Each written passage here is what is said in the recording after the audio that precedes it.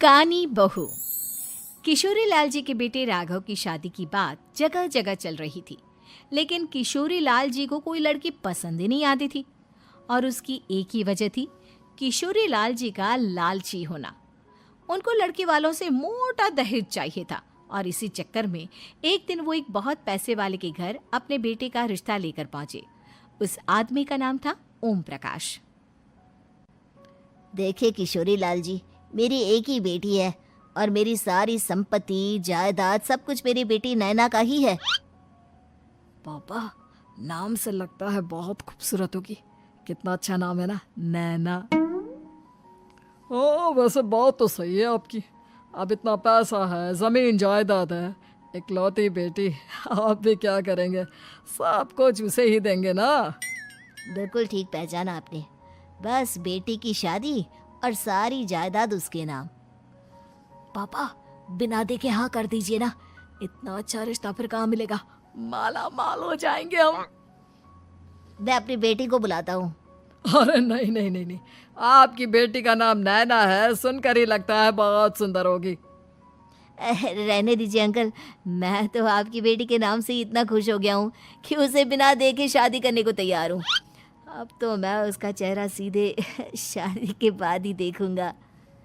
और इस तरह राघव नैना का चेहरा नहीं देखता और उससे शादी कर लेता है। शादी के बाद अपनी सुहाग रात पर जब राघव नैना का घूंघट उठाकर देखता है तो नैना की आंखें बंद थी। कितनी खूबसूरत हो तुम नैना, जरा अपनी आंखें खोलकर मेरी तरफ देखो तो सही। नहीं, मुझे शर्म आती है।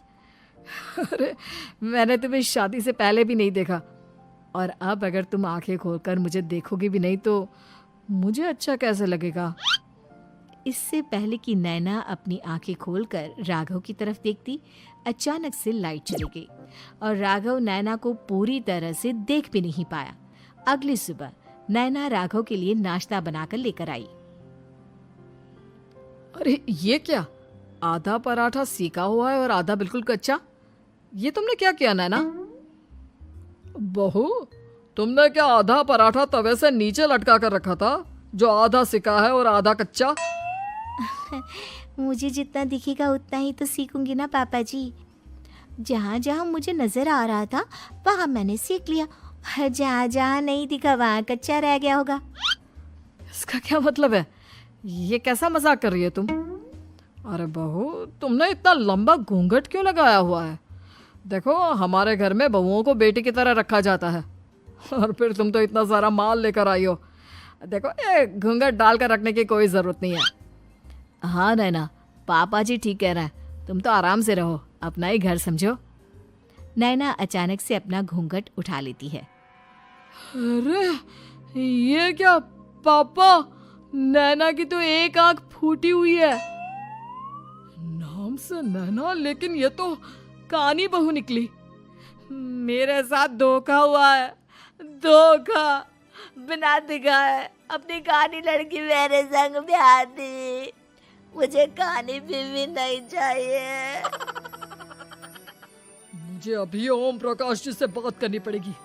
आखिर उन्होंने मेरे साथ ऐसा किया क्यों? अरे, आप लोगों ने ही तो पापा से कहा था कि आप लोग शादी से पहले मुझे देखना नहीं चाहते। अब मेरे पापा पर क्यों इल्जाम लगा रहे हैं? अरे लेकिन उन्हें बताना तो चाहिए था ना कि तुम कानी हो, एक आंख से तुम्हें दिखाई नहीं देता। किशोरी लाल और राघव नाराज होकर ओम प्रकाश को अपने घर बुलाते हैं। पापा जी, ये आपने क्या किया? शादी से पहले बताया क्यों नहीं कि नैना की आंखों में परेशानी है? अरे, आप ही ने तो लड़की देखने से मना कर दिया था। और लेकिन आप बता तो सकते थे। आपको तो हमारी बेटी की प्रॉपर्टी चाहिए थी, वो भी पूरी की पूरी। अब क्या हुआ अगर उसे आधा दिखाई देता है? प्रॉपर्टी तो आपको पूरी मिल गई ना। अरे ये क्या बात हुई? मेरी शादी प्रॉपर्टी से नहीं, आपकी बेटी से हुई है। अब ये तो पहले सोचना चाहिए था, तब तो मेरी प्रॉपर्टी देखकर तुम्हारी जुबान लप लपा रही थी। लेकिन मैं कानी लड़की को अपनी बीवी बनाकर नहीं रख सकता। पापा, कुछ करिए ना आप। हाँ, करता हूँ। देखिए ओम प्रकाश जी, आप हमारे साथ ऐसा नहीं कर सकते। और तुम देखो, अगर तुमने मेरी बेटी से शादी तोड़ी ना, तो जो भी प्रॉपर्टी मैंने तुम्हें दी है वो तो पूरी की पूरी वापस ले ही लूँगा, और आधी प्रॉपर्टी तुम्हारी भी लूँगा। अरे मेरी आधी प्रॉपर्टी भला क्यों लेंगे आप? इसलिए क्योंकि मेरी बेटी को आधा नजर आता है और उसकी नज़र अभी तक तुम्हारी आधी जायदाद पर ही पड़ी है। अब तुम उसे घर से निकालोगे तो कुछ तो लेकर जाएगी ना। और अगर हम आपकी बेटी को अपने घर की बहू बना कर रखे तो? तो तुम्हारी पूरी प्रॉपर्टी तुम्हारी ही रहेगी, और जो मैंने तुम्हें दिया है ना, उसमें से बस मैं आधा लेकर जाऊंगा। अरे लेकिन अब आप अपनी दी हुई प्रॉपर्टी में से आधी वापस क्यों लेकर जाएंगे? अगर मैं आपकी बेटी को अपनी पत्नी बनाकर रखने को तैयार हूं तो? इसलिए ताकि भविष्य में अगर तुम मेरी बेटी को धोखा दो तो उसके पास कुछ तो रहे जो पति का हो। वैसे मेरे पास तो बहुत कुछ है, लेकिन अपने पति की कोई निशानी तो उसके पास होनी चाहिए ना। अब अगर तुमने मेरी बेटी को कानी कहा तो तुम्हें प्रॉपर्टी भी कानी ही मिलेगी, पूरी नहीं। जमाए राजा। किशोरी लाल और राघव समझ चुके थे कि वो बुरी तरह फंस चुके हैं और अब उनके पास वहां से निकलने का कोई चारा नहीं है। अब समझ में आया ना, लालच बुरी बला होती है। एक तो तुम्हें प्रॉपर्टी मिली, ऊपर से बीवी मिली, उसमें तुम्हें नखरे भी दिखाने हैं। आए बड़े, चुपचाप बैठो दोनों। कुछ दिनों के बाद नैना राघव की कार लेकर बाजार घूमने निकलती है और जब कार लेकर वापस आती है, ये क्या? एक तरफ से मेरी गाड़ी पूरी खराब हो चुकी है।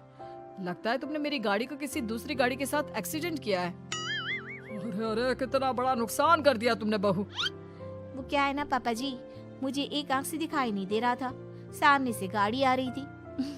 मुझे तो सिर्फ आधा ही दिखाई दिया और वो गाड़ी मेरी कार से रगड़ते हुए निकल गई। अब मैं क्या करूं बताओ? आप इसे ठीक कराने के पैसे कौन देगा? तुम्हारे पापा? तुमने मुझसे इस तरह से बात की? अभी रुको। नैना राघव की शिकायत ओम प्रकाश को कर देती है।